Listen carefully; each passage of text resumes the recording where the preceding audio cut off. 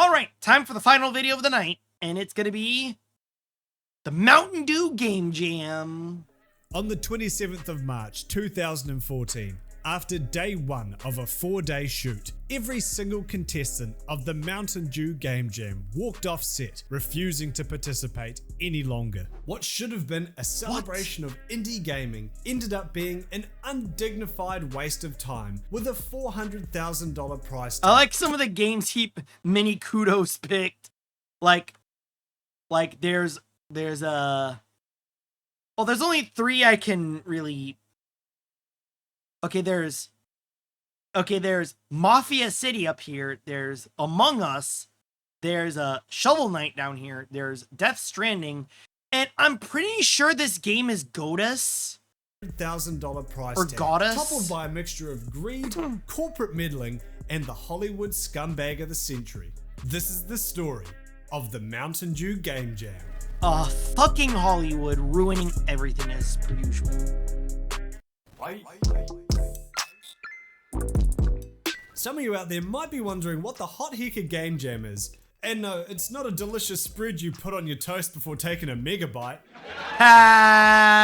Game jams are community-run events that task game devs from all skill levels and walks of life to create one of them video games from scratch in a limited amount of time, usually only a couple of days. Game jams are the purest form of indie development. The distilled essence of the blood, sweat, smegma, and boundless creativity that goes into game development. A number of wildly successful that part, the smeg, is super important, by the way. Games have been born from the frantic insanity of a game jam, including Celeste, Surgeon Simulator, and Super Hot. There is much a way to explore new ideas as they are to celebrate the tight-knit indie dev community. So when a number of indie devs and gaming YouTubers were approached with an opportunity to share their passion with the world, they were over the moon. Little did they know, what was meant to be an insight into a world of wholesome camaraderie would instead reveal the depths that some people are willing to sink for entertainment. The idea of a Game Jam documentary show was first cooked up by Game Jolt founder David Decamine and Indie Static's Josh Mattingly, before being picked up by Polaris and passed to veteran producers Aaron Umatani and Jason Serrato. The pitch was simple. Green Label Game Jam seeks to provide viewers with insight into the technical and artistic process of developing a game in the format of a reality competition show. We seek to do for indie games what Top Chef did for cooking. It was a sound idea and one not yet explored within the medium. Mixed with the backing of Polaris, a sub-network of maker studios that specialized in creating content primarily for the YouTube gaming market, or virgins, and they had the recipe for what could be somewhere between a cult classic and a certified hood classic. It should also be noted that Polaris and Maker Studios were in the middle of a $500 million acquisition from Disney during the development of Game Jam, and its success could have done well to impress their new owners. Each team would consist of one YouTuber, dubbed The Gamer, and 3 indie game developers, dubbed The Jammers, which sounds like a slur in the making. The YouTubers consisted of goddamn jammers in my lawn. Jono! Markiplier, Captain Sparkles, and Sam Strippin. The Captain Sparkle, and I'm Captain Sparkles. And I like that they use Metro Man as the old Metro Man as Markiplier. And the Jammers included a number of well-known indie game developers, including Adriel Wallach, Zoe Quinn, Davey Regan, Tom Jackson, and Robin Arnott. The games themselves would be judged by Angry Joe Vargas, NetHog creator Mark Essen, and Kelly Santiago, co-founder of That Game Company, the team behind That Game Journey. Despite the that game with the surfing swords. That reminds me of Daikon 4. Eventual reality, the producers had pure intentions for the show, driven by a genuine passion for gaming. Aaron was quoted saying, on the start of day one, perhaps nervously, he'll feel like it was a success if people walk away feeling like they had a good time and made something cool. According to call this foreshadowing. Who was hired as a consultant, and Dodger, one of the hosts, The problems began the same way they always do. How? Money.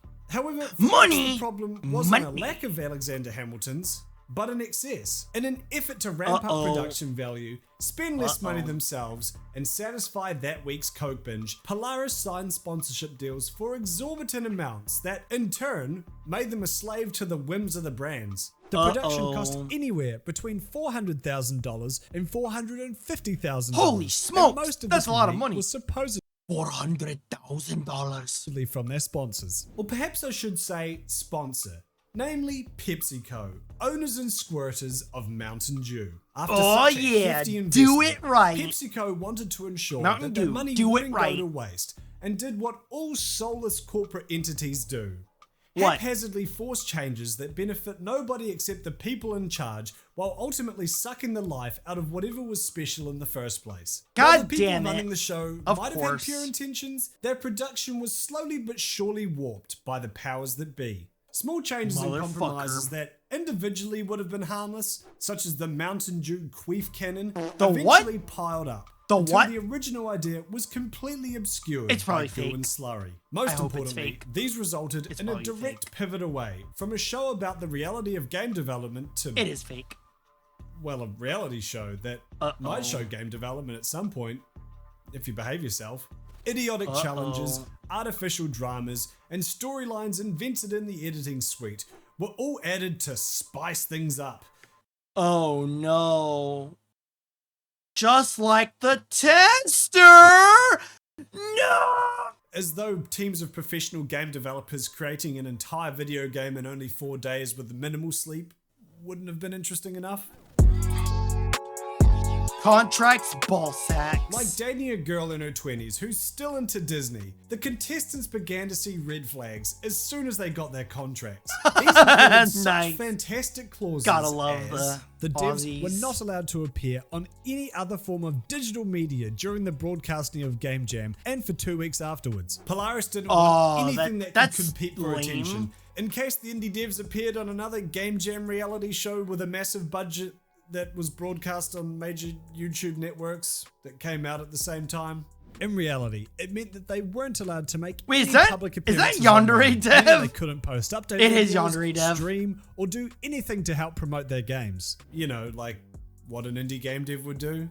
Participants were obligated to travel to the film set and any promotional activities required of them. Thankfully, that $400,000 budget did include some travel expenses, as long as you live more than 200 miles from their studio in LA. Oh, you People in gotta be kidding California me. really can't catch a break, huh? Subjects were required to Fucking- take part in branded activities, which was California left vague enough sucks that so it could be much. anything from giving a Don't come thumbs here, up it's 3 awful. meters away from a can of Mountain Dew to getting the Mountain Dew logo carved in your forehead, Inglorious Bastard style. And finally, most egregiously, Damn. Game Jam reserved the right to completely misrepresent any of the contestants. This Wow. is standard among reality shows and allows production companies to fabricate storylines, turn people into villains, and otherwise use editing tricks and movie magic to just plain make shit up. Of course, the problem was that the contestants of Game Jam didn't think they were making a reality show. They thought they were making a show about the reality of making a game. Not only that, but almost all indie No, American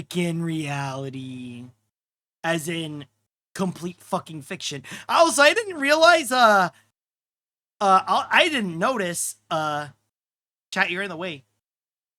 That says dick cheese flavor. studios are small teams, often solo, with the devs acting as the face of the company. Having someone's words and actions twisted into drama for the sake of entertainment could potentially ruin someone's reputation and, by extension, their projects and team. In addition to being restrictive, ominous, and otherwise annoying, this contract was the first indication that the people in charge of Game Jam, or rather the delicious lemon lime beverage actually in charge, were clearly clueless about indie development like and Mountain game Dew. jams in general. After realizing that the contract was Truly more sus than a character from Among Us. They managed to negotiate some of the Among worst Us. parts of the contract, Among Us such funny. as the misrepresentation clause, as well as a much more reasonable version of the online appearances section. While they were able to work out a better deal, many of the jammers were left with Jammers. the sour taste of Mountain Dew Those damn in their jammers. mouth, but were still ultimately excited to start filming and begin sharing their immense passion with the world. Day 1 of 4. Day 1 rolls around, Oh god, and the developers 4? immediately realized that that sour taste was about to reach hydrochloric levels. Our heroes enter the Maker Studio set in Culver City and were greeted with a grand, gaudy game show set with all the trimmings, judge panels, stages, and themed team workspaces, all slathered in Mountain Dew signage so that it would be theoretically impossible to get a shot that didn't have Drink at least one Mountain logo in Dew! frame at any one time. Basically. Production staff were frantically running round like ants working for a coked up queen, and one guy was probably on a Segway because that seems like something one of those Hollywood douchebags would do. Whatever this was, Of course. it was a spin. Also, remember, fun fact, funnest fact of all, the guy that invented the Segway, when he demonstrates the Segway, and he fell off a cliff and fucking died. In the face of the ramshackle, low-budget earnestness that was so indicative of indie game development. Still, the gamers, jammers, and racial slur spammers pressed on regardless, and were put into their teams and began to do the do, or jam the game, or whatever they were there for. Now seems like a good time whatever to way bring they were up for. just what $400,000 of sponsorship money gets you. In addition to What? Mountain Dew tramp stamps placed on every flat surface, every prize was Mountain Dew themed, because what is life if not a perpetual quest for more Mountain Dew swag? These prizes is were true. incredibly So lackluster, true. including diabetes water lawn chairs, a Mountain Dew pack, which A Dew remains a pack? mystery to this day, and of course the grand What prize, is the Dew pack? a year's supply of piss fizz, access to ID at Xbox, something almost everybody already had or could easily acquire, and a trip to the Mountain Dew Action Ranch. According to one of the Oh, devs of the hell game, Aegis yeah. Defender, Take me to the Mountain Dew Action Ranch. who were contestants on the show, we were standing in this room under hot lights, and the host, who were all YouTubers, goes, and the grand prize will be a trip to the Mountain Dew Action Ranch. And nobody said Holy anything. shit. No one gave a shit about the Mountain Dew Action Ranch. They made us do like Oh 4 my more takes, God. and we're finally like, we'll try it tomorrow. An attempt was Oh my made to ban God. all drinks except Mountain Dew. Gamer on Girl set, P. and Oh ranches including no! water They bottles, replaced it with even Mountain Dew. I was drinking that, you son of a bitch. with labels removed. There was also talk of having to pour water into an empty can of Mountain Dew if drinking something that didn't give you headaches and diabetes meant so much to you. Not only were they expected to get Keep excited drinking about Dew, the threateningly bitch. vague Action Ranch, but the contestants were repeatedly made to hold up cans of Dew to the camera in the same way that prisoners of war are forced to hold up signs saying they're okay. One group was supposedly screamed at for not holding up the bottles properly, Arcane while kids. everybody was instructed. Oh hey, Arkin kids. The guys that made Sonic Dream Collection, Room of 1,000 Snakes, Bubsy 3D, and the James Turrell Retrospective, and a little game that you might know called, it's off the tip of my tongue. Neon White. On how to properly smile while brandishing a product they were essentially being force-fed. Now, you might think that a show named Game Jam about a game jam, starring contestants who are game developers, Where are the might video actually involve games? game development at some point. Where are the video While you would games? technically be right. It's much the same as saying that my channel technically has good content on it. Crew members supposedly leaked plans to the Any day contestants now. that showed that they would only be spending a fraction of the time actually working on their games, with the majority of the time being spent doing reality show challenges. These challenges God were damn. integrated about as well Of as a course. mouse into a McChicken, and were only Ugh. tangentially related to the task at hand. McRat. From what I've been able to dig up, these included some weird arts and crafts project, an obstacle course with road cones, the YouTuber having to record a Let's Play video of one of the games that the devs on their team had released, and my personal favorite, What? having to work without power for 30 minutes. Really? On computers that require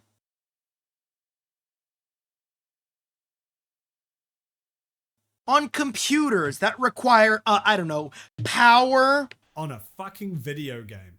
The devs, cheeks bruising from excessive smiling during Mountain Dew promotional material, were now being yanked away from the game that, to their understanding, was the entire reason they were there. I can't quite understand why they decided to take the entire team away when each of them Why? had YouTubers who likely would have had a better on-camera presence as well as little to contribute to the actual game beyond ideas. But hey, I haven't wasted a $400,000 production budget before, so what do I know? Yeah, what do I know? Maddie. While being forced to Who do is the this do Maddie? and partake in asinine challenges was frustrating, the developers were still willing to push past it and take it as a necessary evil of television if it meant they still got to show the world what indie development is like. What they weren't willing to deal with was drama. Since they negotiated their contract to no longer allow misrepresentation, the production company instead decided to opt for representation of you in your worst state after being riled up to act out for the camera. This brings us to the villain of our story, Maddie Leshin. Maddie Leshin was the CEO of Protagonist, a creative agency that specialized in creating engaging ad interactions for big brands and ruining major productions. Matty was hired as a Pepsi consultant, a job title less dignified than human trafficker, and was there to ensure that the considerable money that Pepsi had put into the whole affair would guarantee a return. Maddie was the personification of all of the corporate meddling mentioned thus far. A Hollywood scumbag who managed to weasel his way into being a director of sorts by simply being the loudest, shiniest, and most intimidating guy on set. He was the one pressing for contestants to drink water out of empty Mountain Dew cans, but his influence spread much further than the simple pressing of piss water. In an effort to make the show more watchable, Jeff Bezos without the pesos tried his best to cook Jeff up Bezos without the pot pesos wherever he could. Whether this was intentional or otherwise, one of the teams had the pairing of John Tron and Zoe Quinn. While this was pre-Gamergate, here we go. The two still had incredibly conflicting personalities and opinions. Exactly the sort of thing that leeches like Maddie could jump on for some easy drama. Oh, and excuse you. Gamergate is, oh no. Yeah, you're not missing much. Say what you will about John. Wait, what did he say Maddie again? Could jump on for some easy drama. Oh, and if you don't know what Gamergate is, oh, yeah, you're not missing much. Yeah, we don't need to worry about Goobergate until we get to the Andrew Dobson and the movie Bob review, those videos from Magic Mush. Moving on. Say what you will about John or Zoe, because I know you're going to either way, but when they inevitably butted heads, they acted like professionals and took their discussion outside to smooth things over and not let it affect the rest of their team. Maddie had other ideas. What? People who are politically on opposite sides? Settling differences with words? Unthinkable! What would Maddie do to fix this? Like vultures swooping in on the weakest, frailest storyline they could, cameras came at them from all angles, hoping to catch an explosive blowout that could be twisted into something more in the editing room. When they refused to give him what he wanted, they were both individually cornered later in the day, prompted to try and talk shit about the other. Again, both refused. The fact that any argument, friendly or otherwise, could be caught on film and then used against them in post became a real fear for everyone involved. Realizing that the people he was dealing with were competent professionals who didn't want to ruin their reputation and not the sort of clout-thirsty cum demons that make up your average reality show. Wait, what was that disclaimer? I have not verified if the women in this clip are actually cum demons or not. Maddie decided to ramp his efforts up. Out of all of the contestants, only 2 were women, meaning only 2 of the 4 teams had any female representation. Both of the all-male teams were approached by Maddie and asked, on camera, 2 of the other teams have women on them. Do you think they're at a disadvantage? That's fucking slimy. Teams were taken aback. Markiplier what replied the fuck, dude? Hey, Peter, the teams actually had a huge advantage by having more viewpoints, though everyone was strong regardless because of their skill.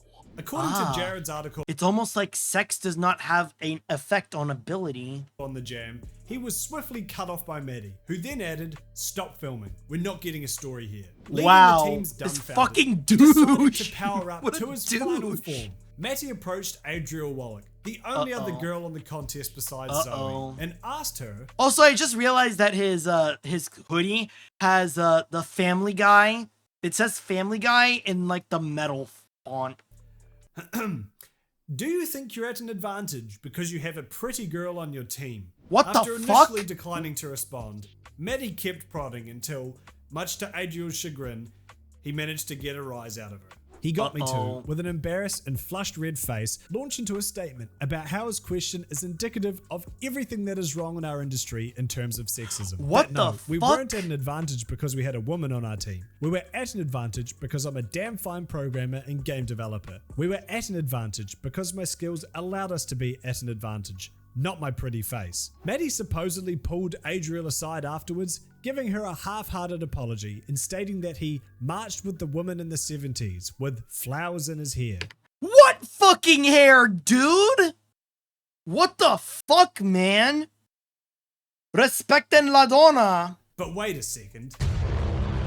Maddie attempted to corner Zoe for gossip one last time, prompting them to tell him to go fuck himself and walking off set. This was supposedly the tipping point when the contestants realized that their individual experiences weren't uncomfortable one-off blunders, but a series of unfortunate events. In a show of solidarity, and probably as a way to get off the ship that had begun to sink before it even set sail, Everyone the contestants walked. all walked one by one. Word of the Good. extent of Maddie's malicious meddling made its way to the production staff, and he was promptly booted. Still, this did little Good. to entice the contestants back, as the problem evolved from "what is this guy doing?" to "why would you hire someone like that?" Promises and Yeah, compromises why? were What the wielded fuck? in a desperate attempt to Psycho. retain the developers Actual and YouTubers, psycho. with assurances that the Twisted show about game psychopath. development would start to focus on game development, with the budget and scale of this project significantly higher than normal. Production staff were a mess. People were in tears, terrified this would cost them their job. Even the president of Maker made an appearance in an attempt to smooth things over, but to no avail. Gamers had finally risen up, and the devil shivered as a dozen nice guys and girls Nice. lost their patience. And an aftermath of sorts. Game Jam had failed spectacularly, brought down by the personified antithesis of everything the indie development community stood for. Some of the devs awkwardly showed up for day 2, only to be met with the subcontracted second production team hoping to wring out whatever drops of drama they could so that they would still get paid. Polaris went off, under heavy dude. restructuring after the failure of Game Jam. The fears of the crying production staff made reality. And yet, Nice. after a tiring 14-hour day of filming in oppressive, invasive conditions, perhaps in spite of it, the contestants came together to remind themselves why they were there in the first place. To make a Unprompted, fucking a group of them video began playing game. video games together, drinking beers and hanging out in the now worthless husk of a studio they had spent the last 14 hours inhabiting. John, Joe, and Tom got drunk and had a sleepover at John's parents' house. Plans for a new Nice. Game Jam show, an actual Game Jam, were thrown around by contestants. JonTron, along with fellow And there it teammate is. Tom Jackson, went on and made this a reality 5 years later. Adriel hosts a yearly And that's actually where that JonTron episode came from. It was a result of this. And again, of course, this head-to-head Game Jam would star the strongest gamer ever, aka Zach Hadel, based. Game Jam that takes place entirely on a moving train called Train Jam. Despite Nice. Maddie's best efforts, the people's passion for gaming only burned brighter, seemingly unable to be put out by the refreshing lemon-lime flavor of an ice-cold Mountain Dew. Based. Also, remember, Mountain Dew has more caffeine than a can of Red Bull. There's your fun fact for the day. All right, now let's check the comments and also give this funny guy a like and subscribe and ring that fucking bell. Smash that fucking like bell. The dude had no idea who he's working with. Trying to get Markiplier to talk shit about someone is like trying to make a hummingbird bark. True. Also, this Maddie guy, he would love the modern gaming landscape. He absolutely fucking would. It costs $400,000 to run Game Jam for 12 seconds. Always hilarious when a big company has a golden goose in their egg in their lap, and instead of approaching it, they try to milk the egg and only wind up shattering it. I'm almost impressed by the gall to walk up to Markiplier, the most inoffensive man ever, and go, "Hey, would you like to engage in a little casual sexism? You know, for the cameras."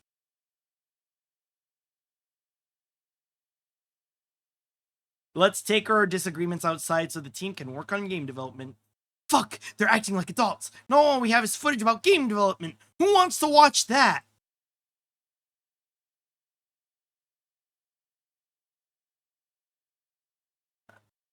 Also, I think Molly Jam was also a game jam that spawned from this. So, yeah. Mistakes into miracles.